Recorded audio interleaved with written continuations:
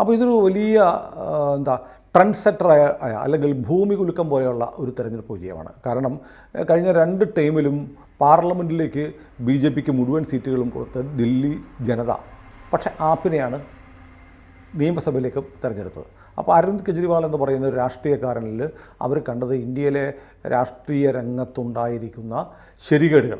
ജനങ്ങൾ പറയുന്നുണ്ട് രാഷ്ട്രീയക്കാരെല്ലാം കുഴപ്പക്കാരാണ്, അഴിമതിക്കാരാണ്, ഇവരൊന്നും വന്നാൽ നന്നാവില്ല എന്നൊക്കെ പറയുന്ന ആളുകളുടെ മുന്നിലേക്ക് ഒരു മിശിഹയെ പോലെ ഒരു പ്രതീക്ഷയുമായിട്ടാണ് കെജ്രിവാൾ വന്നത്. കെജ്രിവാൾ വന്നത് തന്നെ വലിയൊരു ചതിയിലൂടെയാണ്.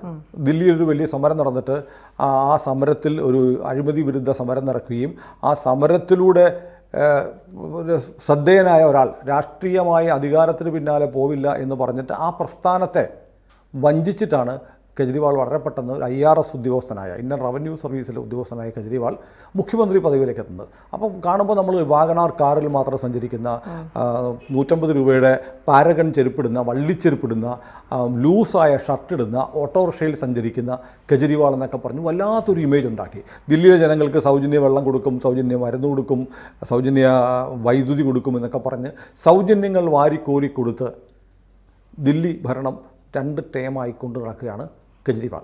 കൂടുതൽ വാർത്തകളും വിശേഷങ്ങളും നിങ്ങളിലേക്ക് എത്താൻ ABC മലയാളം സബ്സ്ക്രൈബ് ചെയ്യുക, ബെൽ ബട്ടണും അമർത്തുക.